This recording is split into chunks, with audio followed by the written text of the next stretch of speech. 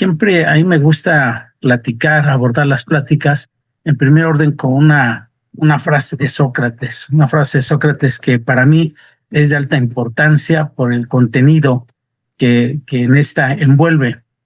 Esta dice, así no critiquen a la juventud, más bien pregúntense qué hemos sembrado en su interior para que estén dando estos frutos.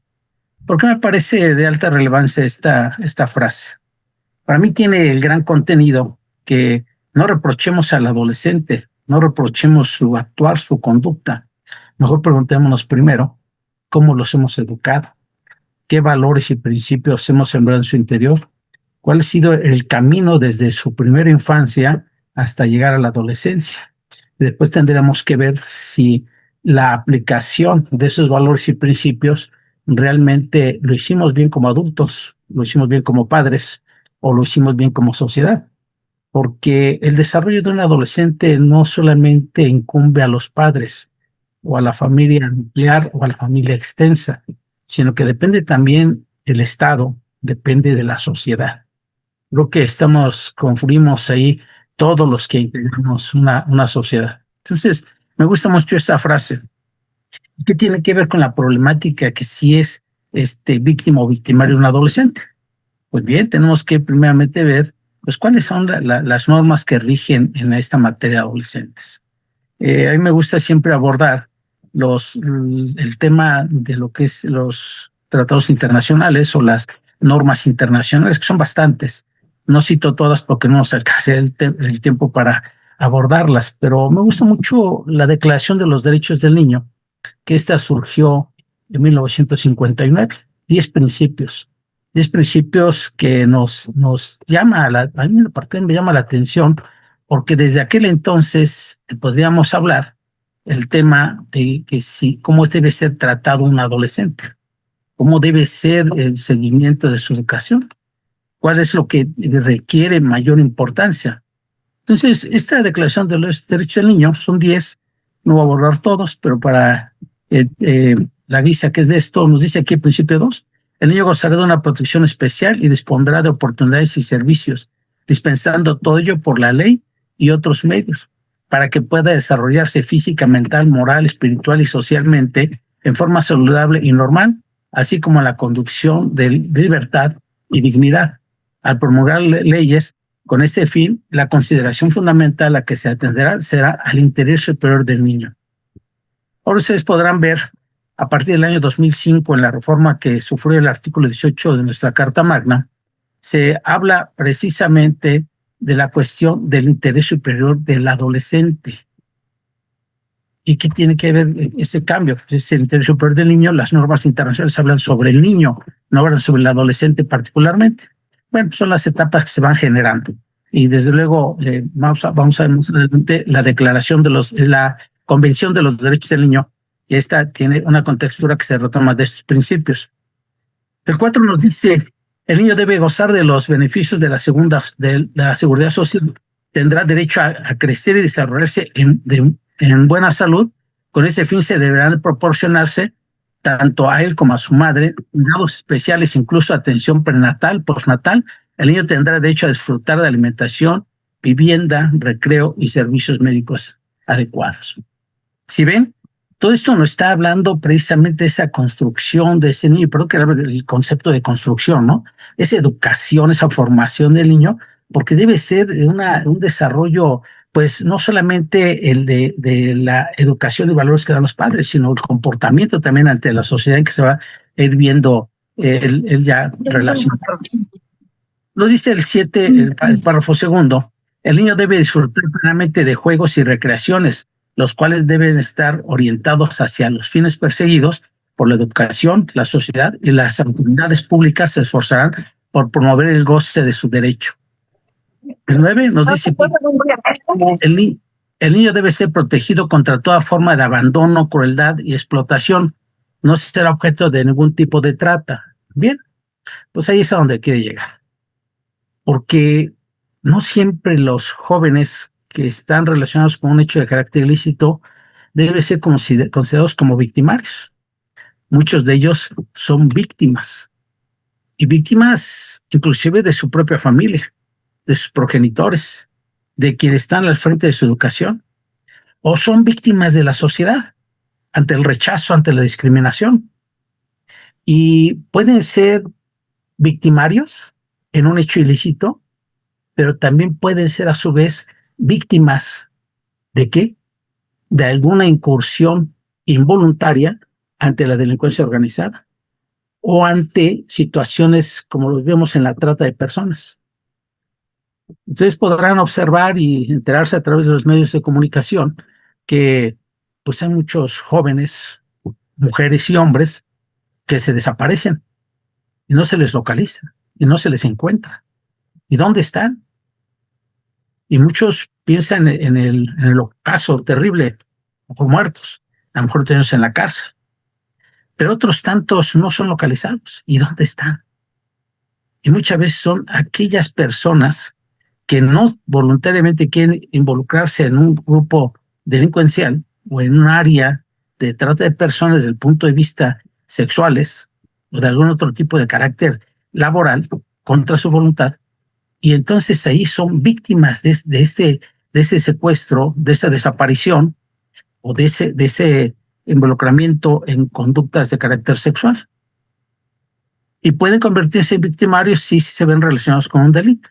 Entonces ahí tendríamos que hacer una gran tarea los que estamos dentro del sistema de justicia para adolescentes, el conocer no solamente el hecho ilícito, tenemos que conocer precisamente también el cómo esta persona se ve involucrada en una situación de esa naturaleza. ¿En qué sentido? Pues entró porque quiso entrar, fue motivo de algún delito él y ahora está involucrado en esa situación. ¿Cuál fue la verdadera raíz de todo el problema? Entonces podrán ver también los medios noticiosos últimamente pues nos comunican que hay personas que aun y cuando fueron dicen por ahí, engañados a que les iban a ofrecer un trabajo con un sueldo considerable y que tienen que tener solamente secundaria o inclusive la preparatoria a veces, y entonces los van encaminando a ciertas áreas de alguna entidad federativa, y resulta que son engañados porque cuando ya están en aquel lugar, resulta que son pues llevados a lugares donde son adiestrados para la delincuencia organizada. Y no fue ni ninguna situación de carácter voluntario que querían formar parte de ese grupo delincuencial. Y entonces ahí es siendo esta persona que es víctima de esa privación de la libertad en cualquiera de sus modalidades, o bien, y tiene que actuar al ritmo que le están marcando esos personajes, porque si no, entonces, pues puede perder inclusive la vida. Y ejecutan y llevan a cabo conductas, pero porque ya tienen que salvar la propia. ¿En qué sentido? Porque si no son motivo de muerte. Veamos algún tema que se dio en Jalisco recientemente y que todavía estamos por ahí tocándolo, que eran incautados muchos jóvenes y estaban ahí adiestrados para la delincuencia organizada, para que fueran como sicarios. Entonces, hay que analizar todo ese trasfondo. Cuando un adolescente llega a verse relacionado con un hecho de carácter ilícito, no es fácil conocer los motivos que lo inclinaron a estar relacionado con ello. Son pocos los jóvenes que narran el por qué o cómo fueron involucrados en ese perfil. Y algunas de las veces podemos darnos cuenta que son precisamente víctimas de ello y se convierten en victimarios. Es el que ejecuta una conducta antisocial, en este caso, que sea prevista en alguna norma penal, y que su conducta, su actuar por el cual es asegurado por las fuerzas de la autoridad, resulta que sí encuadra esa conducta en la descripción típica, lo que llamamos la tipicidad, desde el punto de vista dogmático. Pero analizamos qué pasó antes, analizamos cuál fue la situación que lo impulsó a ello. Algo importante que decía por el doctor Luis Rodríguez Manzanera en sus libros de criminología o de criminalidad de menores también, otro libro de él, decía hay que conocer los factores endógenos y exógenos del adolescente que lo llevaron a estar relacionado con una conducta de carácter antisocial. ¿Y cuáles son los factores endógenos y exógenos? Pues precisamente los factores endógenos, cuáles son, si son situaciones internas del cuerpo de esta persona, o bien son factores exógenos, lo que lo rodean en la sociedad, zonas altamente criminógenas, ¿sí? Personas que influyen en ellos para que estén llevando a esas conductas de carácter negativo, que muchas veces, como lo dije al inicio, pueden ser los padres. A veces los padres, aunque parezca algo insólito, a veces los padres obligan a sus propios hijos a involucrarse en delitos. Seguramente ustedes también vieron por allá por las noticias o en algún medio de comunicación que hay inclusive niños de 8 o 10 años o inclusive menos edad que están actuando con los padres o personas cuando menos adultas, que mientras el adulto distrae a la persona encargada de un negocio, pues el hijo está sustrayendo el teléfono celular que está ahí al alcance, o está en la caja de registradora sacando el dinero o algún objeto, pero que está colaborando. Y precisamente no vemos que sea, a lo mejor el niño sí lo lleva a cabo esa conducta porque es una conducta ya aprendida, es una conducta que fue precisamente enseñada o adiestrada por un adulto. Y entonces es cuando tendremos que analizar si ese niño realmente su conducta es voluntaria o no, o si está bajo la obligación de la dirección de una persona adulta o quién está influyendo en él. Todo esto se tiene que analizar. Lamentablemente aquí en nuestro derecho penal ha cambiado mucho. Decía por ahí el maestro Porte Petit que el derecho penal siempre llega tarde. ¿Y por qué llega tarde el derecho penal? Porque llega ya cuando se cometió el delito y solamente va a analizar precisamente el hecho ilícito. Pero no es preventivo, o sea, nos hace falta mucha prevención y para eso es que analizar todos los aspectos de cómo se está conformando una persona, cuál es la educación. Y por eso decía, involucraba yo también a lo que es el Estado, el compromiso del Estado que tiene para efecto de cómo darle esas herramientas de desarrollo, tanto físico como cultural, hacia estos niños y que van evolucionando en su edad. En la actualidad ustedes ven las grandes ciudades como la Ciudad de México, no tenemos lugares de esparcimiento para los adolescentes. Los parques son contados, algunos de ellos hay que pagar una cuota para poder hacer uso de ellos, pero en otros tantos están convertidos en zonas pues por otros jóvenes para el consumo de tóxicos, bebidas embriagantes u otras sustancias. No hay la debida seguridad que debería tener para el sano desarrollo de estos niños. Y luego pues también tenemos herramientas importantes como es el Internet, que es fabuloso, pero también el contenido le está afectando mucho a nuestros niños. El comportamiento de nuestros niños está siendo muy diferente ya, pero eso es porque se involucra herramientas diferentes. Ya no hay control sobre el punto de vista como antes, muchas décadas atrás, como era la Secretaría de Gobernación, que controlaba precisamente todos los programas que se transmitían por los medios televisivos principalmente, y se cuidaba mucho el léxico que se hablara, se cuidaba mucho la programación, que no había tanta violencia. Y ahora la violencia la tenemos a la orden del día en cualquier lugar, en cualquier momento. Todo esto desde luego que va influyendo en el comportamiento, en la educación, en lo que está aprendiendo un niño y que se va a convertir en un adolescente. Tendremos que ver si el adolescente tiene esa capacidad de comprender el carácter ilícito de su actuar.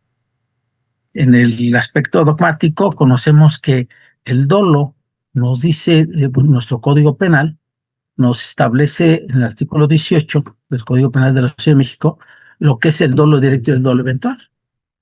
Y si recordamos que el contenido de ello nos dice el que conociendo los elementos del tipo penal quiere o acepta su realización. Y tenemos que hacer el desglose, cuál es el dolo directo y cuál es el dolo eventual. Porque a veces, pues, como abogados, vemos que hay quien cita el dolo y lo cita completo, lo que dice ese artículo 18. Y hay que separarlo. El que conociendo los elementos del tipo penal quiere su realización. Estamos hablando del dolo directo. El que conociendo los elementos del tipo penal acepta su realización, el dolo eventual. Tendremos que ver cuál de los dos dolos es el que va a hacer valer el Ministerio Público ante una conducta de carácter social. ¿Y por qué abordo lo del dolo? porque precisamente sabemos que hay conductas dolosas y culposas. Pero entonces, para ver si hay una conducta dolosa, tendríamos que ver cuál es el actuar, cómo fue el desarrollo del delito y ver si efectivamente esa persona quería cometer esa conducta. ¿Sí? En función de ello, tendremos que ir analizando también, pues, cuál es lo que rige los demás tratados internacionales. ¿Por qué? Porque porque cito lo del dolo, porque tiene que ver con el tema de la imputabilidad. Si recordamos cuáles son los componentes de la teoría del delito, ahí me place hablar sobre el tema de la teoría heptatómica, que son 7 elementos, ¿sí? La conducta típica, antijurídica y culpable, ¿sí? Perdón, la conducta, la tipicidad, la antijuricidad, la imputabilidad, la culpabilidad, condiciones objetivas de la punibilidad y la punibilidad. Y a su vez tiene sus aspectos negativos, ¿sí? Ausencia de conducta, atipicidad, condiciones causa de justificación, inimputabilidad, inculpabilidad, ausencia de condiciones objetivas de punibilidad y punibilidad. Y sabemos que de acuerdo al artículo 29 del Código Penal, nos establece cuáles son las causas excluyentes del delito.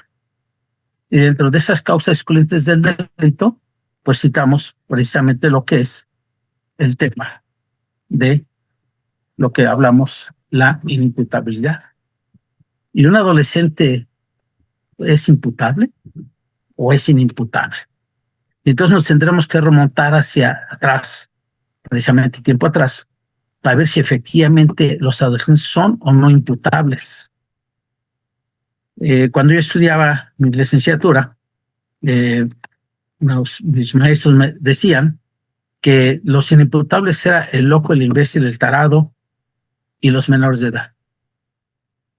Ya cuando yo incursioné muchos años, como ustedes escucharon, desde que empezó Lecumberri, bueno, no desde que empezó Lecumberri, desde los últimos años de Lecumberri en 1976 y hasta 1994 es cuando me doy cuenta que precisamente los adolescentes no son inimputables por disposición de la ley, sino que la inimputabilidad precisamente deviene no solamente por la edad, sino que también deviene por una afectación de carácter psicológico o psiquiátrico que le impide a la persona comprender el carácter ilícito de su actuar.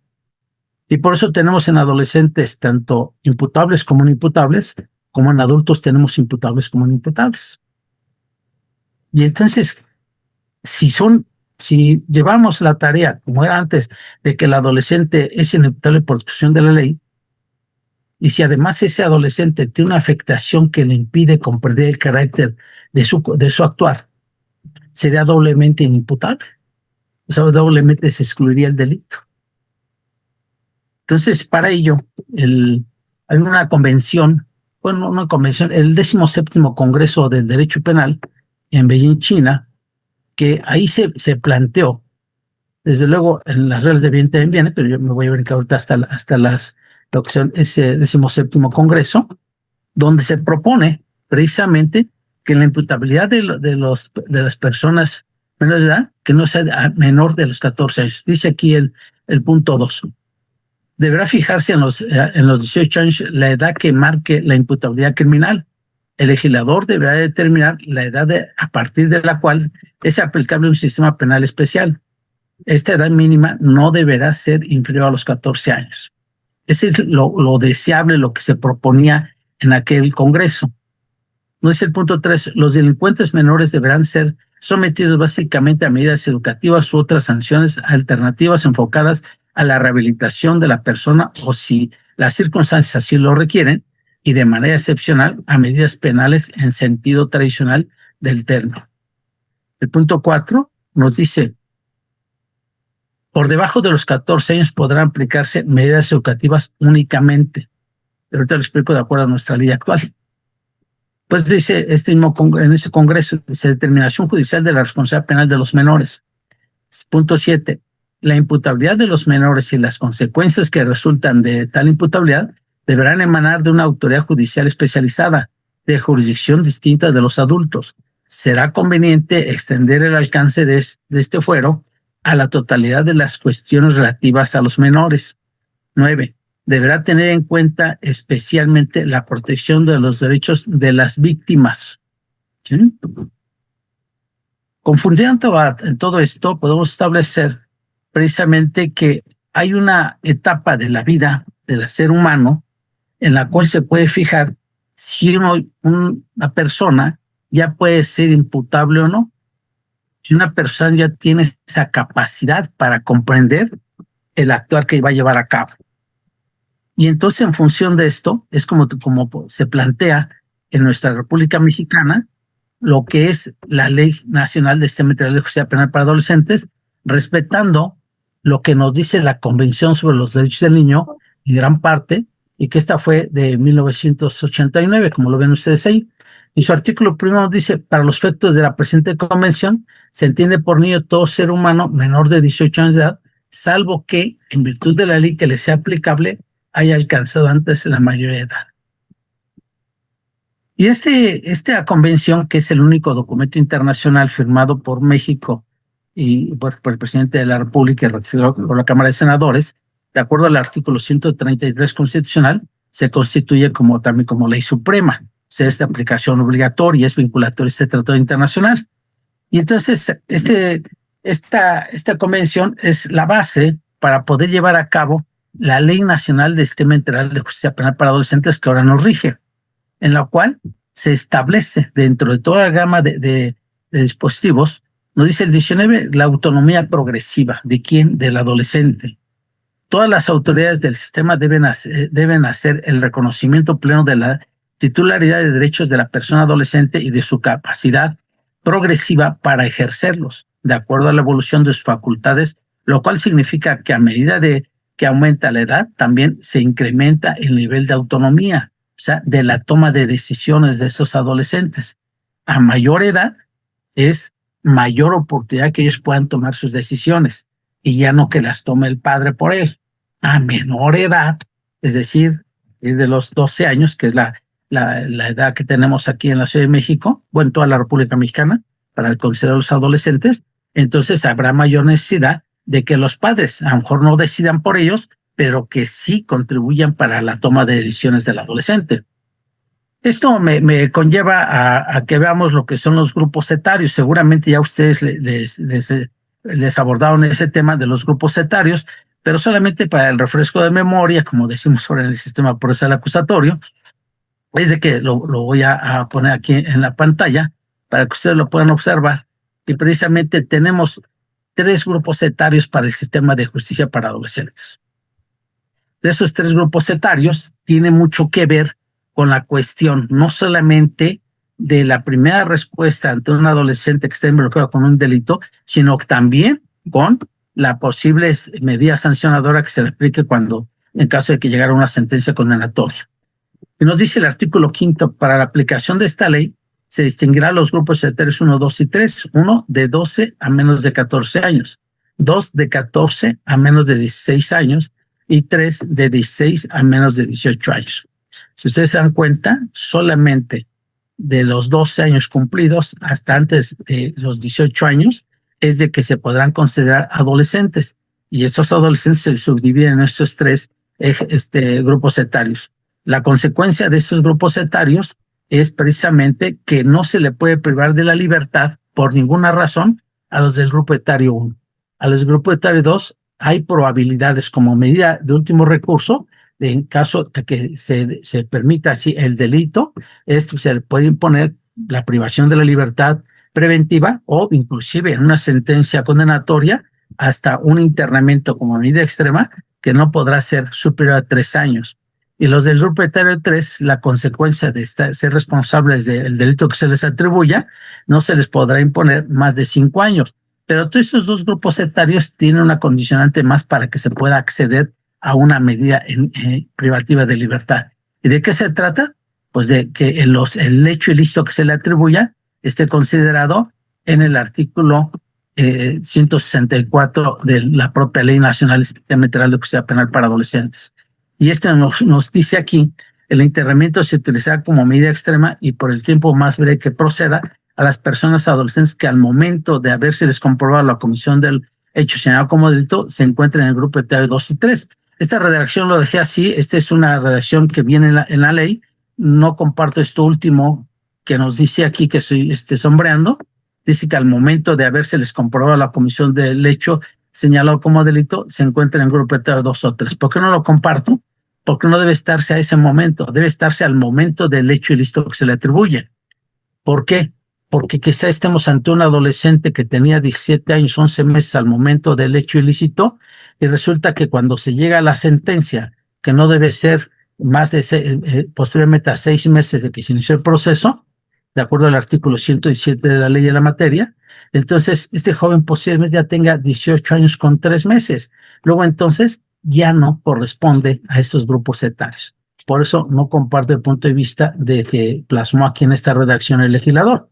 Lo correcto es como lo dice el artículo 145 de la misma ley, en el sentido que será que al momento de la comisión del hecho ilícito haya tenido mayor de 12 y menor de 18 años de edad. A ese momento es cuando la comprobación del delito, tomando en cuenta también lo que nos dice el artículo 14 constitucional, nos habla del ámbito de validez temporal y espacial de la norma penal, precisamente que debe atenderse al momento de la comisión del delito. Pero bueno, en esos casos es cuando se debe tomar en consideración los grupos etarios para ver que precisamente cuál es la respuesta del Estado. Bien, bueno, esos son los grupos etarios. Bien, pero ¿qué pasa con lo que nos dice la ley cuando la persona está siendo manipulada por alguien o bien, como decimos, está siendo influenciada por alguna otra persona y que ésta precisamente lo conlleva a cometer los delitos? ¿Tendrá que ser responsable? ¿Se le tendrá que excluir del delito? ¿Es una víctima del delito también, del mismo delito, víctima de sus padres, víctima de la sociedad? ¿O precisamente es responsable por sí solo por estar voluntariamente o cometer voluntariamente la conducta? Para eso la propia ley, la Ley Nacional del Sistema Integral de Justicia Penal para Adolescentes, pues ya nos narra, nos permite, más o menos establece ahí una disposición que va enfocada no necesariamente a que sean responsables, sino que hay una cuestión que puede salvarles de alguna responsabilidad del orden penal. ¿Y cuál sería? Bueno, pues podríamos ver aquí lo que nos dice el artículo 149 de la ley de la materia, que nos dice aquí, 140, obediencia debida. Se excluye la responsabilidad de la persona adolescente que al momento de la comisión de la conducta tuviera entre 12 años y menos de 14 cuando el delito se realice por orden de una persona que ejerza dirección, influencia o autoridad sobre el adolescente y éste no tuviera conocimiento pleno de la ilicitud de los hechos. Bueno, aquí el legislador ya nos está dando una oportunidad de que ese adolescente, o esa adolescente mujer, pueda estar excluida del delito, pero lo condiciona. ¿A qué aspectos? Esta persona puede estar influenciada por alguien que ejerce esa dirección, por la autoridad sobre el adolescente, para que lleve a cabo ciertas conductas, pero que el adolescente no tenga conocimiento pleno de que es un delito lo que está cometiendo. Pero no lo deja a todos los adolescentes, como ustedes lo ven, lo deja solamente a los que tienen entre 12 años y menos de 14, es decir, a lo que ubicamos nosotros como el grupo etario 1, personas de 12 años cumplidos y menos de 14 años de edad, y que puede ejercer esa dirección. Y entonces, ¿qué pasa con los que sí tengan conocimiento de que sí es ilícito? Bueno, nos dice el párrafo segundo de ese mismo dispositivo, en los casos en los que la persona adolescente a que se refiere este artículo tuviera conocimiento de la ilicitud de los hechos, se le impondrá la medida de sanción de apercibimiento de la aplicación de medidas de protección. En ambos casos, se les impondrán sesiones de asesoramiento colectivo y actividades analógicas tendientes a la identificación de conductas antisociales y la inculcación de principios que favorezcan sus valores humanos. Si nos damos cuenta, precisamente la ley, no obstante este dispositivo, siempre todos tratan de ver por el bien del adolescente. ¿De qué manera lo rescatamos? Yo les llamo de las garras de la delincuencia. Y ese es uno de los fines del sistema integral de justicia para adolescentes. ¿De qué manera logramos su reintegración social y familiar precisamente su reincorporación a su familia, a la sociedad, en un ámbito que goce de sus derechos que por su calidad de adolescente ya tienen.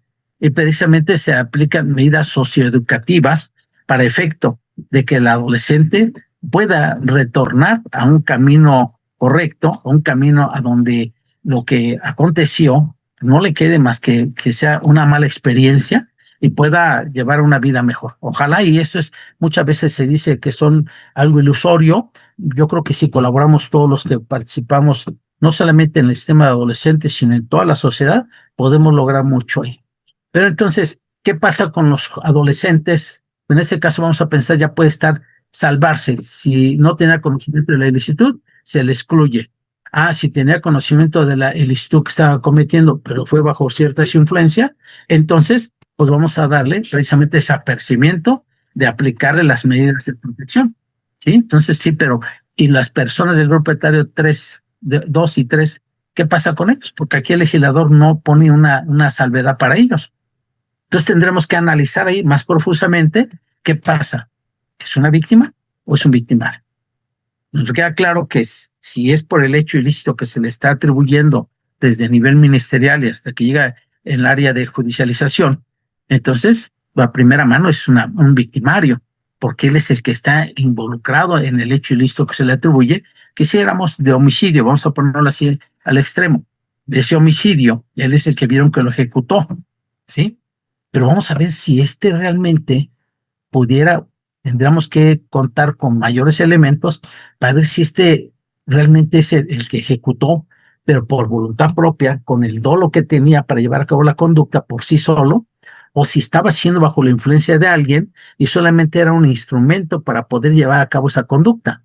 Y que entonces él pudiera constituirse por lo que hace a la conducta como un victimario, pero que por la relación y la obligación que alguien tuviera sobre él, pues es una víctima. Y entonces ahí podríamos entrar en un viacrucis. Lamentablemente en nuestro país, pues no tenemos herramientas para poder establecer todos esos rubros de manera científica. Tendría que ver un análisis, como digo, más profuso hacia atrás.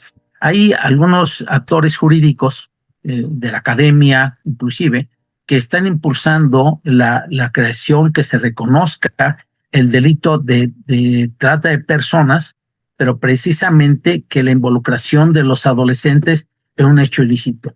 Y lo quieren elevar a que sea un delito autónomo. Cuando a un adolescente, hombre o mujer, se le capte, aquí perdón la expresión, se le capte para involucrarlo a esos grupos delincuenciales o a esos grupos que son de trata de personas para llevarlos al campo de la explotación sexual. Entonces, todavía están en los intentos, ahí creo que es un buen avance. Hay quienes piensan, pues, si ya tenemos el delito de corrupción de menores, ¿para qué queremos el otro delito de personas, involucramiento de adolescentes en la comisión de delitos? Y entonces, esto se está abrazando desde la perspectiva de que es como al inicio les comenté, esta persona realmente no puede ser su voluntad de estar formando parte de un grupo criminal, sino que es llevado a través de los engaños. Como les decía, muchas veces se hacen porque ahora con el Internet, que es fabulosa herramienta, pero muchos la distorsionan. Entonces, les ofrecen áreas de oportunidad de trabajo, pero también les ofrecen un dinero que realmente ellos con esa situación de progresar, vamos a dejarlo de manera positiva, no negativa, de progresar, de ir a buscar otros horizontes para poder ganar un recurso que a lo mejor quizá en la familia no tienen, pues aventuran y van. Nada más que a muchos de ellos les dicen, no les digas a tu familia hasta acá, porque acá vas ya cuando llegues con trabajo, desde acá les hablas que ya vas a progresar, bla, bla. Y pues jóvenes, pues desde luego por su edad, inexpertos muchos de ellos, y que bueno, pues aceptan, no le dicen a los padres, y resulta que van en aras de progresar, y resulta que quien los capta es un grupo criminal. Pero como se les decía, ellos en sí no fueron para involucrarse con un grupo criminal, sino que ellos fueron llevados a través de engaños. Y a través de engaños es cuando ya no pueden salir de ahí.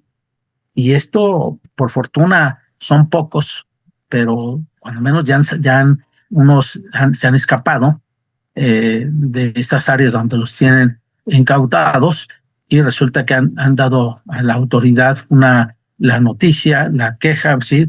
Y entonces como logran salir de esa problemática.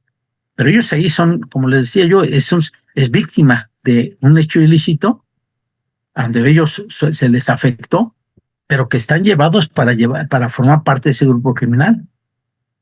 Si no los llevan a cabo las conductas se les indica o rechazan participar ese centro, a ese grupo delincuencial, pues la consecuencia es caótica. La consecuencia es caótica y precisamente por eso hemos visto por ahí, pues ahora con esto del grupo de madres buscadoras y otras asociaciones de búsqueda de personas, pues han encontrado muchos cuerpos. Y se cree que muchos de ellos precisamente es por la situación de que no han querido participar. Y al no querer participar, pues les cortan la vida. Es muy lamentable porque ahí está donde nuestro Estado mexicano debe, creo, hacer más políticas públicas para llevar a cabo ese tipo de seguridad que se tenga, que se vea. Hay una policía cibernética, la verdad, mis respetos. Hay una policía cibernética que puede captar mucho a través de Internet. Han salvado a muchas personas, sí, claro, pero yo creo que todavía se queda corto en función a lo que se requiera. Las jovencitas, como decía, que muchas veces no se van por su voluntad, me refiero para ser incursionadas o en grupos criminales o en grupos de carácter sexual y que no se dan cuenta sino hasta cuando ya están captadas por aquí al lado. Entonces, estas personas creo que sí requieren de mucha protección, pero hasta ahorita creo que no hay los instrumentos jurídicos que se hayan plasmado. Están en los intentos con esa ley para crear como delito de trata de personas menores de edad, adolescentes, para esos grupos criminales, para unas sanciones inclusive pues más elevadas. Creo que así hay esos intentos pueden cobrar pues auge en la medida que haya pues voluntad, realmente voluntad de a quien le toca hacer las legislaciones y que bueno, y que accionen también las otras áreas como son, antes era lo que era CAPEA, que ahora es las denuncias de personas desaparecidas que van a denunciar una desaparición de una persona y no se les da intervención de manera inmediata, sobre todo cuando son niños, que el código Amber no se quiere accionar, sino hasta que los busquen. Si son adolescentes, lo que se les dice muchas veces en las agencias investigadoras, dicho por las personas que han acudido ahí, que efectivamente le dicen, no, se fue con el novio, o no, pues ha debido con los amigos, y después de 3 días se les da ya accionamos la alerta Amber, pero realmente no se considera que los minutos son vitales para una persona que está siendo desaparecida. Sí, me queda claro que hay muchos casos en los cuales sí, pues los jóvenes apagan el celular, si es que lo tienen, para que no se los molesten los papás. Muchas de las ocasiones, pues dejan el celular por algún lugar ahí, en su casa. Me ha tocado a mí varios asuntos así de esa naturaleza, pero que alguien lo está manipulando, le dicen, deja tu celular, apágalo, déjalo en tu casa y salte, nos vamos a ir acá, nos vamos a divertir, para que no te moleste tu mamá, tu papá, y acá vamos a pasarla muy bien. Y pues, sí, resulta que pues jóvenes, varones o mujercitas han accedido a ese tipo de opiniones y manipuleo y lamentablemente ya no retornan a casa. Ya no saben dónde están sus familiares y muy lamentable cuando se encuentran en situaciones, la verdad, deplorables, por con vida, pero otras también sin vida. Entonces, todo estos temas tenemos que analizarlos desde una perspectiva cuando llega al ámbito judicial. ¿Qué es una persona que es víctima de un delito o es victimario? Si nos vemos al contexto general de lo que es la víctima del delito y qué es el victimario, bueno, pareciera muy claro. O sea, una persona que dijéramos es una víctima adolescente de qué delito, a lo mejor de violación, ¿sí? ¿Y quién es el victimario? Pues a lo mejor otro adolescente que abusó precisamente de la amistad que tenían o le preparó el camino o simplemente en ajenos entre sí no se conocían y pues llevó la conducta en contra de esta persona. Sí, claro, hay una víctima adolescente y hay un victimario adolescente. Sí, puede ser, claro, sí puede serlo.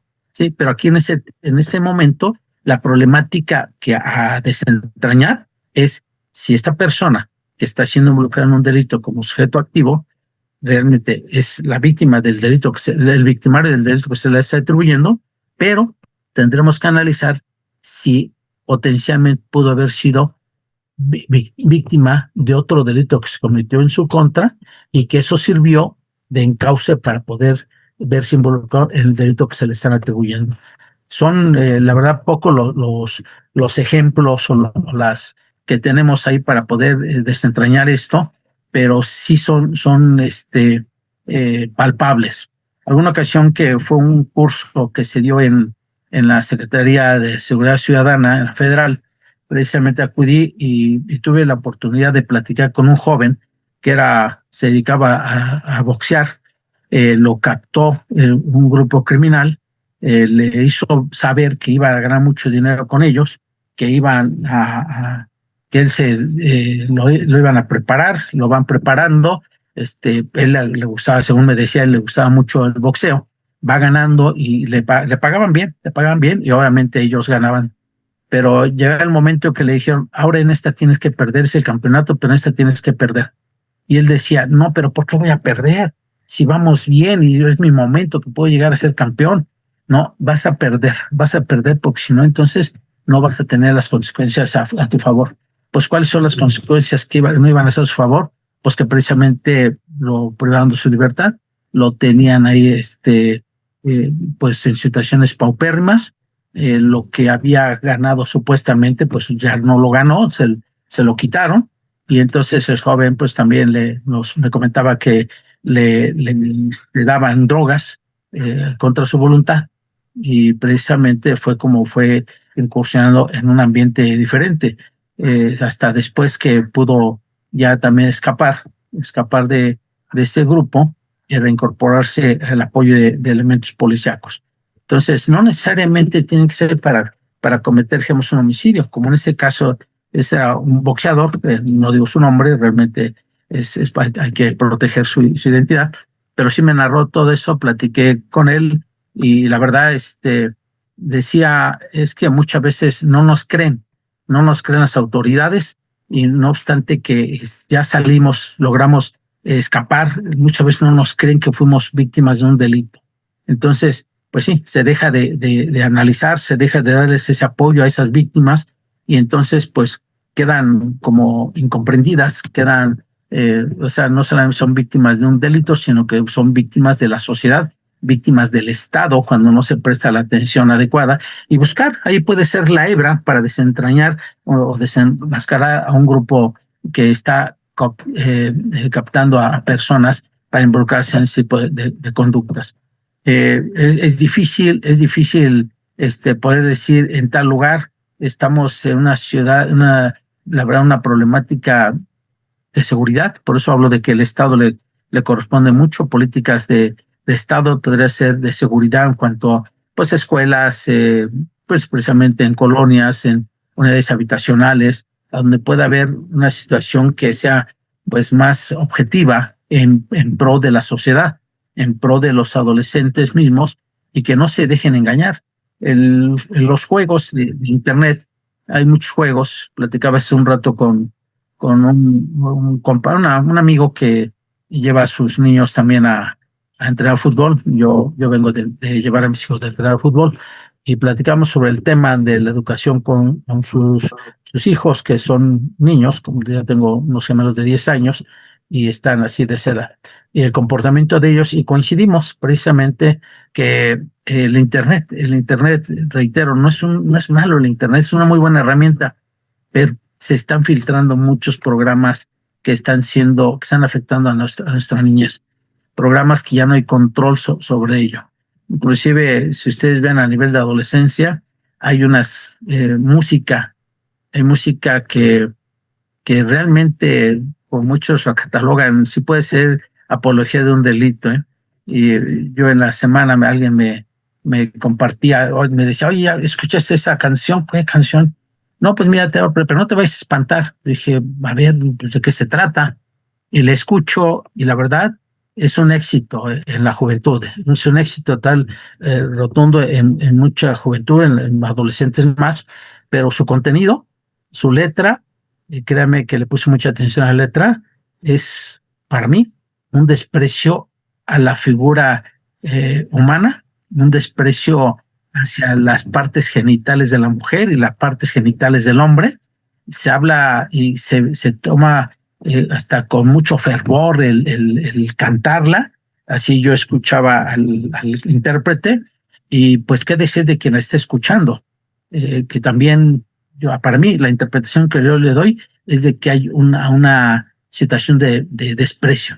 O sea, no más, o sea, y como que ya no, antes eran situaciones muy respetables, muy cuestiones muy íntimas de la mujer, del hombre, que la verdad, pues inclusive no se podría hablar ante una dama, ante personas adultas, con palabras soeces, con palabras que fueran, que lastimaran no solo la imagen, sino que sencillamente la tranquilidad de la persona. No. Ahora ya ustedes vean hasta en estaciones del metro, en los metrobús, en cualquier calle, ya con mucha facilidad, hombres, mujeres, hablando, pues, groserías. No me espanto, no me espanto porque tengo, pues, soy una persona ya, solamente como muchos de ustedes, adulta, y con la experiencia que tengo dedicando a la materia penal, pues uno escucha y se entera de muchas cosas. Pero sí, creo que sí es parte de la deformidad de nuestra cultura que se va teniendo. Y entonces tenemos que ubicar nuevas herramientas para ver de qué manera dejamos de tener una situación de modificación de la educación y esa, yo la llamaría como mala educación, malas directrices que se dan hacia los jóvenes. Desde luego no me quiero persinar, no quiero decir que me espanto, no, pero sí me preocupa. Me preocupa porque hemos visto situaciones como a los músicos allá creo, en Guadalajara, que les están atribuyendo la apología de un delito porque cantan canciones inclusive de personas que dedican a grupos criminales. Y bueno, están ahí, pero creo que debemos empezar y retomar lo de gobernación, o alguna otra autoridad que pudiera pues tratar de enderezar el barco sobre esta educación, esa cultura.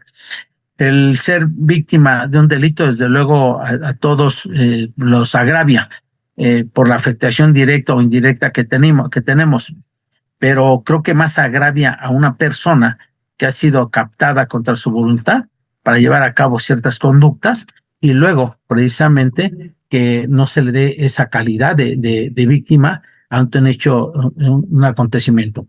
¿Cómo actuar? ¿Qué hacemos nosotros como jueces cuando estamos en estas situaciones? ¿Cómo graduamos la sanción en su caso por el delito que cometió esta persona?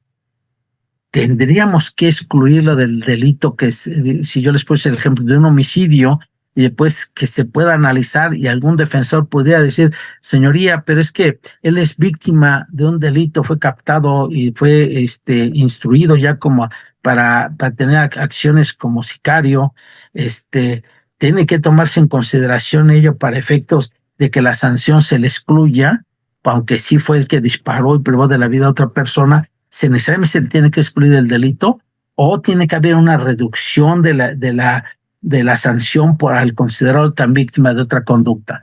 Y entonces, pues hay que analizarlo. La ley pues nos da el dispositivo, el 148 de la Ley Nacional de Metodología Penal para Adolescentes, nos da un parámetro para poder hacer la individualización. Pero antes de ello les comento otro caso también que lo tuve en mis manos precisamente al juzgar a un caso. Una persona que desde niño, él nació, obviamente en una relación ocasional, la madre queda embarazada, el padre, como muchos, la verdad, desobligados, pues se desinteresa, nunca hace frente a su responsabilidad, y pues la pobre mujer, pues como muchas, lamentablemente, enfrentan las circunstancias del embarazo y, bueno, pues darle seguimiento hacia el crecimiento de ese niño. Resulta que la madre, en el momento ya los recursos ya no alcanzaban, vivía con su familia nuclear, con su progenitora y demás hermanos, y ella decide irse a Estados Unidos. ¿Para qué? Para ganar dinero y pues darle una mejor vida a su hijo y a su progenitora. Así se va a Estados Unidos, obtiene trabajo y manda dinero según la abuela de ese niño. Sí manda dinero, pero la señora, la abuela tendría que salir a trabajar porque realmente era insuficiente el dinero que mandaba. Este niño pues lo inscriben en una escuela pública, pero la abuela a veces no podía llevarlo o a veces no podía cuidarlo porque ella también tenía que salir a trabajar.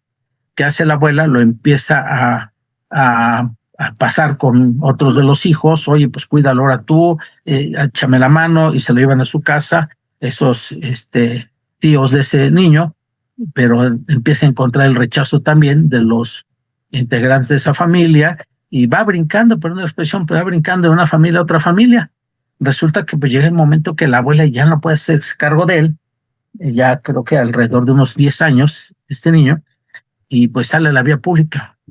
Y en la vía pública, ya saben que siempre hay algún acomedido, le invitan la torta, le invitan el refresco, aquel niño pues empieza a sentir pues calor de amor, de aprecio, y pues sí, pero nada más que eran personas pues ya algunas adolescentes, otras ya adultos jóvenes, pero otros ya adultos ya mayorcitos de 40, 50 años. Y sí, lo apapachan y entonces empiezan a darle pues beneficios de alimentación, de estar con ellos, de sentir ese calor de una familia que ya lo rechazaba, pero lamentablemente estas personas pues se dedicaban al secuestro y al delito. Entonces se empiezan a involucrar a ese niño, lo empiezan a involucrar y hacer uso de él para efecto de meterse a algunas casas y por las ventanas, por su diminuta aspecto físico, entonces podría ayudarles. Pero después fueron creciendo las conductas ilícitas y lo van involucrando en los secuestros, y en los secuestros es el que va a pedir a cobrar el rescate, y va por el rescate y ya lo regresa, y entonces ahí tenía sus gananciales también él. Crece este niño ya como adolescente y pues se ve involucrado en más secuestros. Llegó hacia la unidad de adolescentes por 3 secuestros que estaban los 3 ahí.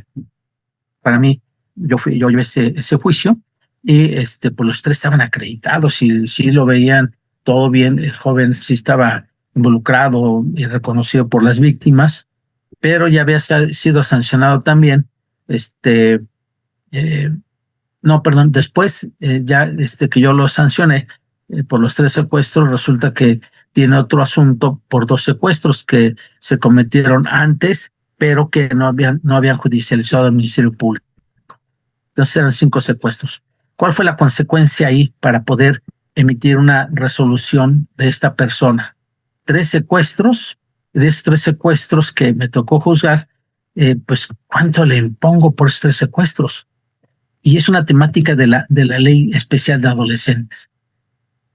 ¿Cómo va a ser la medida sancionadora para este adolescente por esos 3 secuestros? Bueno, pues vamos a analizar qué nos permite la ley y qué no nos permite.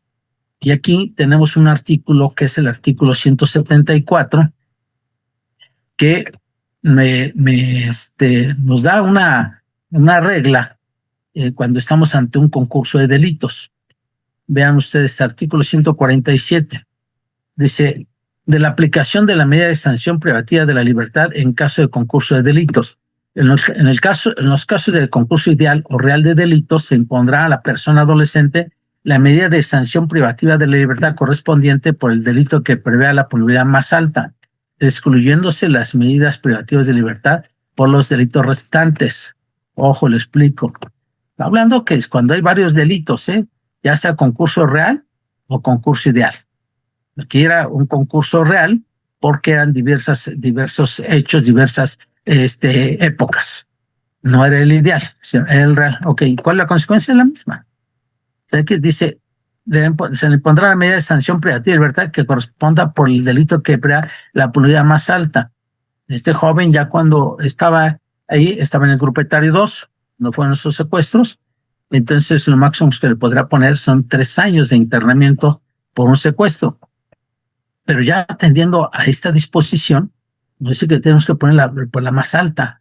Los 3 secuestros, al haber ocurrido cuando él era del grupo etario 2 y estar ese hecho ilícito considerado en el artículo 164, con base en el artículo 145, me permitía ponerle por cualquiera de ellos un internamiento.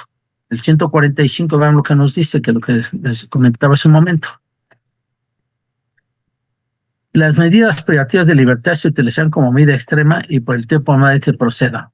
La duración máxima de las medidas de sanción que se podrá imponer a las personas que al momento de la comisión de la conducta tuvieran entre 14 años cumplidos y menos de 6 años, que es del grupo etario 2, será de 3 años. Pero es una duración máxima, ¿eh? Aquí nos dice, duración máxima será de 3 años. Ok, son 3 secuestros, voy a punir por uno, como dice el artículo 147, ¿por cuál de los 3? Entonces voy a elegir el que esté mejor constituido de los 3. Sí, y bueno, pues Y entonces, por los otros secuestros, no, pues ya lo excluimos. Ya no vamos a poder sanción porque es también la privativa de libertad. Nos dice el párrafo segundo, sin perjuicio de lo anterior, la autoridad jurisdiccional podrá imponer a la persona adolescente las medidas de sanción no privativas de libertad por los delitos restantes, respecto de los cuales no se impuso una medida privativa de libertad. Pero si ya no puedo ponérsela, si ya me fui porque los 3 merecían la medida, bueno, se le podría imponer internamiento, pues yo puní por uno, por los otros 2 quedan excluidos, como dice el párrafo primero, ya no puedo aplicar el párrafo segundo.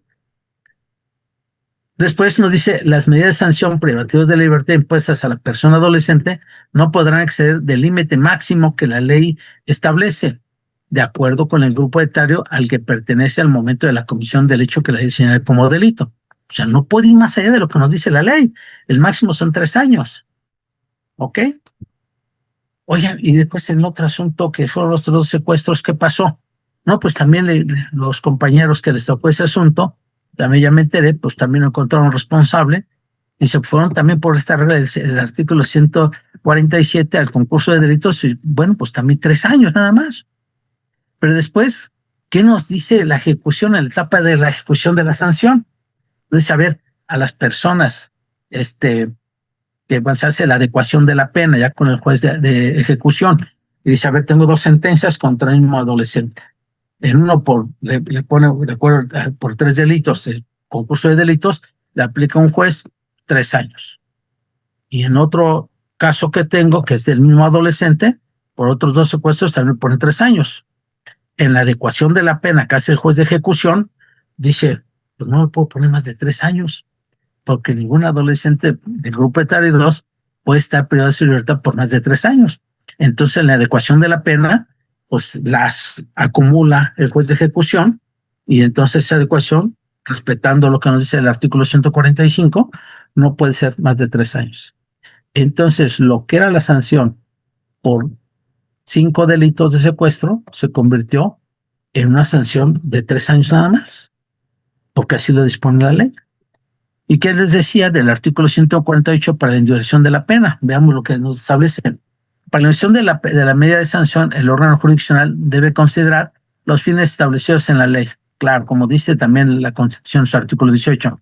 La edad de la persona adolescente y sus circunstancias personales, familiares, económicas, sociales, así como su vulnerabilidad, siempre en su favor. Siempre será un niño que era vulnerable. Este joven era vulnerable desde su nacimiento, como dije, fue rechazado por el padre, nunca se hizo cargo. La madre sí lo atendió, pero tuvo que salir al extranjero para su manutención propia y la de su hijo y su familia. Pues una problemática terrible que tenía este joven. Pues la comprobación de la conducta y el grado de la participación de la persona adolescente. Pues es que la comprobación ya se dio, su participación era una coautoría material. Las características del caso concreto, las circunstancias y la gravedad del hecho. Pues desde luego, pues el hecho era grave y además no solamente por el hecho del delito base, que sería el secuestro, sino también había pues ahí unas calificativas que pues era por haber participado en grupos de más de 3 personas, utilizando un medio de comunicación telefónico, en fin, pues las circunstancias en que el hecho se hubiera cometido tomando especialmente en cuenta aquellos que atenúen o agraven la responsabilidad. Pues cuáles son los medios que se valieron, ¿no? Como decía hace un momento. La posibilidad de que la medida de sanción impuesta sea posible de ser cumplida por la persona adolescente. Bueno, pues imagínense 5 secuestros y pues solamente ya en ejecución ya van a tener que pasar por 3. El daño causado por la persona adolescente y sus esfuerzos por repararlo, pues ninguno, era nulo, no tendría ni forma cómo repararlo. Pues cualquier otro supuesto que establezca la legislación penal, siempre que no sea contrario a los principios y fines de la ley. Nos dice más adelante, especialmente se deberá considerar sustituir la medida de sanción de internamiento de conformidad al artículo 208 y 209 de la ley los siguientes casos, que es cuando las damas, sobre todo las adolescentes mujeres, pues estén gestando, o sean madres única cuidadora, cuando sea el adolescente de una niña o un niño con discapacidad. ¿Sí? Pero bueno, en este caso, pues, ¿qué podemos hacer? ¿Cómo vamos a considerar si este niño que les han platicado es una clara víctima del delito que fue captado por esos vecinos que lo involucraron a una situación delincuencial, pero que ahí era su convivencia porque era rechazado por su propia familia? Pero además son 5 secuestros. Fueron por un primer juicio 3 años y por segundo juicio otros 3 años, pero que en la medida sancionadora pues no cumplió más que 3 años. ¿Sí? Entonces, no hay las herramientas legales hasta ahorita que permitan establecer una situación, pues no sé si más favorable para el adolescente que ha sido víctima de un delito y se convierte en victimario de otros delitos, porque pues de suyo si analizamos este ejemplo que le estoy poniendo de este niño que se convirtió en adolescente y que ya desde su niñez participaba en un grupo criminal para efecto de los secuestros, pues entonces no sé si además de esta conformación de aplicación de la ley en lo que les he expuesto, tendría que tener un beneficio más o necesariamente se tendría que excluir de todos los delitos cuando su participación fue importante en esa escena delincuencial que era un eslabón de todo el conjunto, porque precisamente iba participando ahí. Bien, pues no sé cuánto tiempo tenga, pero sí me gustaría también, si me gusta mucho la interacción, porque a veces el diálogo como que se convierte en soso, y me gustaría si tienen alguna pregunta. No sé, maestro, si en tiempo. Muchísimas gracias, estimado doctor, claro que sí. Tenemos ahí 7 minutos, Alex. pero hay uno de los participantes. A ver, un momento. Enrique dice, ¿cuál es la pena máxima a adolescentes que de internamiento se puede imponer a grupo etario 3? Y en su caso, ¿cuáles son las medidas que se pueden imponer al adolescente para encaminarlo nuevamente al trabajo y a la educación? Saludos desde Tabasco, Enrique Murcio. Sí, muchas gracias. Aquí nos dice el artículo 145 de la ley. Esta ley es nacional, se aplica en toda la República. Las reglas para la determinación de medidas de sanción. Si es en internamiento, en este párrafo nos dice la duración máxima de las medidas de sanción que se podrá imponer a la persona adolescente que al momento de la comisión de la conducta tuviera entre 16 años y menos de 18 años será de 5 años. La máxima, no podemos ponerle más. Hay, desde luego, familiares de las víctimas o las mismas víctimas que pues, se duelen de ello. Dice, ¿cómo nada más 5 años si es un homicidio? Si en adultos se ponen por un simple intencional de 8 a 20 años, y si es calificado de 20 hasta 50 años, ¿cómo nada más a esta persona le van a poner máximo 5 años? Sin embargo, pues, la única defensa que tenemos como juzgadores es de que las leyes no las hacemos nosotros y nos toca aplicarlas. Y como ustedes escucharon hace un momento que le di lectura, que no podemos poner más pena de la que determina el propio legislador. Entonces, el límite máximo son 5 años. ¿Por qué de hechos ilícitos? Bien, el artículo 164 tiene una gama de delitos que le llamo yo número clausus. Solamente a los delitos que sean considerados aquí en este artículo son por los cuales se puede pensar como último recurso en el internamiento.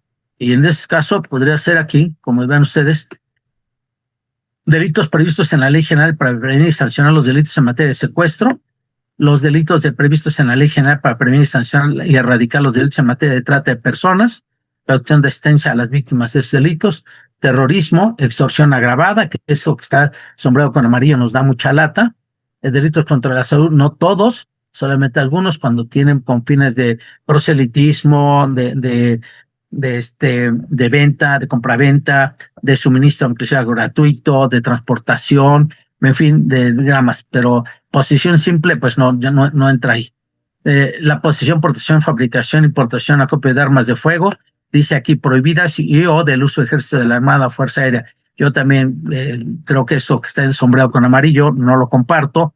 Debe ser por todas cualquiera de las armas de fuego.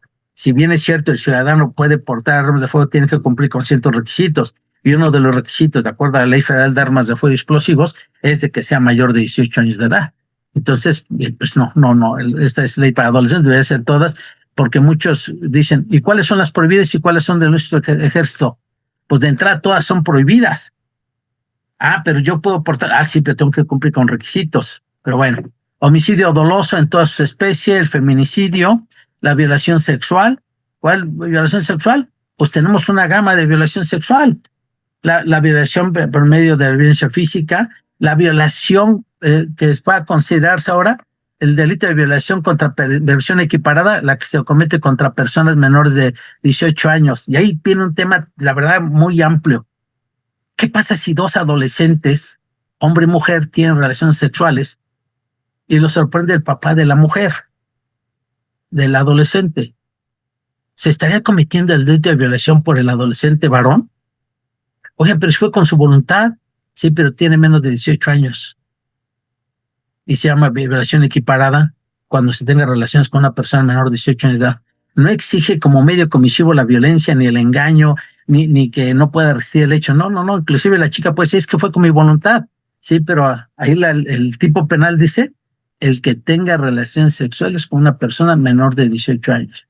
Esa es una modificación que hizo el legislador en el año 2021. Hasta ahorita no he visto complicaciones, pero no deja de ser preocupante para esos jovencitos que pues están queriendo mucho. Cuidado, mejor dejen los que tengan 18 años. Después dice aquí, lesiones dolosas, no todas las lesiones, solamente las que ponen en peligro la vida o dejan incapacidad permanente, ¿sí? Y por último, el robo, pero única y exclusivamente cuando se cometió con violencia física. Déjenme decirles que a este artículo por ahí me convocaron para hacer una lectura de unas propuestas de reformas y yo estaba impulsando, yo propuse para que pues no solamente la violencia física, sino que la violencia con armas de fuego o la violencia moral, porque sí pesa mucho. Si no trae violencia física, puede traer todas las calificativas que quieran ustedes, un robo. Pero si no trae violencia física, no se le puede pensar en un internamiento.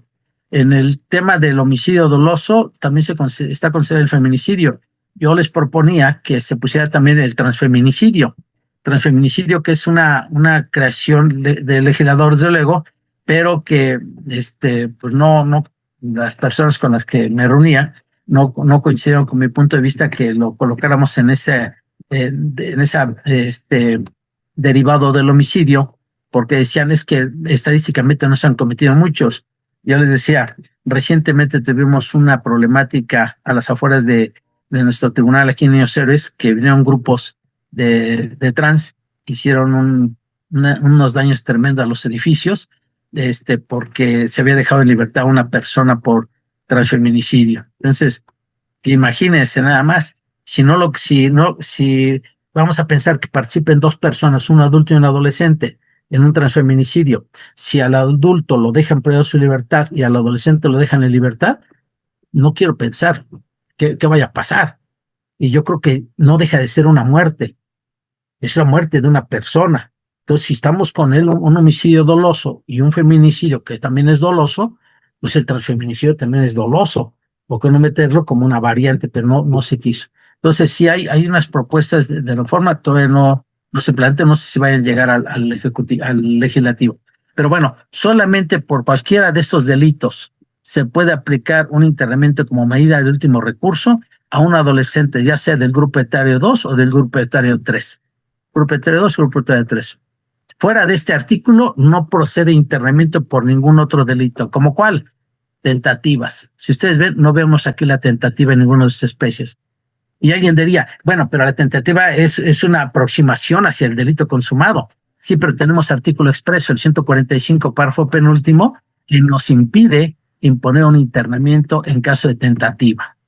Veamos aquí, ahorita se los muestro. Es que lo que muchas veces, pues obviamente, inclusive abogados no lo conocen, este tema. Hubo un tema muy reciente de una chica que, pues, le dio varias puñaladas a su amiga, youtubers, y pues decían tentativa de feminicidio. ¿Y por qué le pusieron por lesiones? Ahorita se lo explico. Fíjese, párrafo penúltimo del 145. Para la tentativa punible no procederá la imposición de las medidas de sanción privativa de libertad. O sea, no se puede imponer un internamiento a ningún adolescente en tratándose de un delito atentado. Por eso en aquel asunto de los youtubers, entonces, si lo ponían por tentativa de feminicidio, la consecuencia es que el sujeto activo sí viene en libertad, porque hay prohibición del internamiento. Por eso el Ministerio Público lo cambió y lo puso por un delito consumado de lesiones. Y las lesiones, vean que sí son, es que ponen en peligro la vida y sí son que les pueden poner un internamiento. Es una situación que para los que conocemos la ley, conocemos la materia, pues es muy sencillo la explicación, el por qué. Pero para quienes están fuera de la materia y sobre todo pues, comunicólogos, que esto lo elevan terrible situación y incriminando a los jueces, de que por qué corrupción. No, señores, es la ley. La ley lo dispone y los jueces no podemos ser fuera de la ley otra cosa, salvo que apliquemos el control difuso, el control difuso de la convencionalidad o de la constitucionalidad, pero en beneficio de la persona adolescente, en superjuicio. Bien, espero con eso haber dado respuesta. ¿Alguna otra más? Muchísimas gracias. Bueno, aquí hay un comentario nada más, dice, saludos de Chihuahua. Se dio un caso de feminicidio en grado de tentativa de un adolescente de 17 años a su exnovia, también de 17 años, y no se ha impuesto ninguna pena, ni siquiera ha sido vinculado a proceso porque en el Código Estatal no existe ese delito. Y comparte el link del caso. Bueno, Aquí, perdón, nada más por respuesta rápida. En este caso, les comento, la ley es nacional. Esta ley se aplica en toda la República. Entonces, el tema hay que ver si efectivamente, porque hay una regla, para que se pueda sancionar como delito, tiene que ser sancionado también como en el Código Penal. Ahí sí podría ser. Es una regla especial que se tendría que hacer necesariamente por lo que se disponga también el código de cada estado. Ahí sí puede ser la situación o la justificación de por qué no se le impone ese de tentativa. Sí, porque hay unos estados de la República que no tienen el delito de feminicidio. Si no tienen el delito de feminicidio, pues no van a tener pues la situación de imponer una sanción igual allá. Sí, esa sería la razón. Sí, perdón, muchas gracias. Muchas gracias, doctor, por su explicación. Señala Dalia, en el caso de un adolescente que ha sido víctima previamente y lo volvió victimario, ¿la justicia restaurativa es una alternativa viable? Saludos y gracias por su ponencia. A ver, no entendí otra vez, por favor. En el caso de un adolescente que ha sido víctima previamente y lo volvió victimario, ¿la justicia restaurativa es una alternativa viable? Hay que ver si fue el mismo contexto. Dice, es víctima de un delito, quiero imaginármelo, que puede ser así. Vamos a pensar de un delito sexual. Es víctima de un delito sexual. Y después ahí es víctima. Pero esta víctima adolescente va y se desquita y mata, por decir, a su victimario. Quiero pensar así. No entiendo cuál sería el contexto, ¿no? Porque si es victimario ya de la persona que lo agredió, tendríamos que ver cuál fue la situación, los momentos, el contexto de la acción, lo que decíamos, ¿no? Puede ser el mismo acto que cuando lo violó y resulta que se toma un cuchillo o un arma y le dispara, ¿no? Ahí tendríamos que ver porque puede verse varios supuestos. Puede ser un estado de emoción violenta, ¿no? O no sé hasta qué grado puede ser el contexto de la acción. A lo mejor puede ser una defensa legítima, puede ser una situación excluyente de delito o disminución de responsabilidad, dependiendo cuál sería. No podría yo dar una respuesta general a la pregunta. Muchísimas gracias, doctor. Y bueno, ya nada más en la página de Facebook ahí le mandan ahí saludos Miroslava González, Miriam López Gracias. y otras personas que han estado comentando de manera puntual y siguiendo pues esta gran exposición que nos ha dado. Muchas Eh, gracias. Pues bueno, no hay más preguntas. Entonces, pues bueno, estimado doctor, pues esto ha sido muy enriquecedor. Agradecemos como Gracias. su presencia. Y pues bueno, no queda más que agradecerle en nombre del Colegio de Profesores de Derecho Procesal Penal y de toda la comunidad que hoy se dio cita. Queremos externarles justamente pues todo esto, pues nuestro más profundo agradecimiento por su valiosa participación en este ciclo de conferencias, sobre todo bueno por ahí los temas personales que hubo, pero sin embargo bueno su ponencia ha sido puntual y generosa en cuanto a su contenido nos ha permitido mirar de frente a una de las preguntas más complejas y posiblemente más incómodas del sistema de justicia. ¿Qué hacer cuando el agresor adolescente también ha sido víctima? Usted no solamente nos ha compartido una reflexión jurídica rigurosa, sino que nos ha ofrecido una mirada ética y humana que muchas veces se pierde con la práctica cotidiana. Ujú. Nos deja con la certeza de que el derecho no puede ser una herramienta neutra cuando se trata de vidas, y vidas marcadas por la violencia estructural como nos lo mencionaba puntualmente, este abandono institucional y carencias sociales. Entonces, pues bueno, hemos visto que el castigo no siempre resuelve y que la verdadera justicia exige reconocer el dolor de quienes también han sido olvidados por el propio sistema que los juzga. Eh, Agradecemos la claridad, pero sobre todo su sensibilidad para tocar estos temas, porque más allá de los conceptos doctrinales, nos recordó que trabajar con adolescentes en conflicto con la ley implica escuchar, entender contextos y asumir que muchas veces detrás del delito hay una historia que es dolorosa. Gracias, doctor, por su tiempo, por su compromiso con la formación académica y por su ejemplo de integridad profesional. Estamos seguros de que esta no será la última vez que lo tendremos, si así lo permite su agenda y usted, en espacios como estos. Nos ha dejado pues muchos conocimientos y pues le pedimos sobre todo pues le mandamos un abrazo virtual, un fuerte aplauso también por todo esto que nos pudo dar y pues bueno, estaremos ahí pendientes para pues, hacerle llegar ahí pues la constancia respectiva. Muchísimas gracias y pasen muy buena noche Gracias todos. a usted y gracias a todos ustedes por su tiempo. Muchas gracias. Que estén muy bien. Gracias, doctor. Hasta luego. Muy buena tarde. Pues hasta luego. Hasta luego. Hasta luego, buenas noches.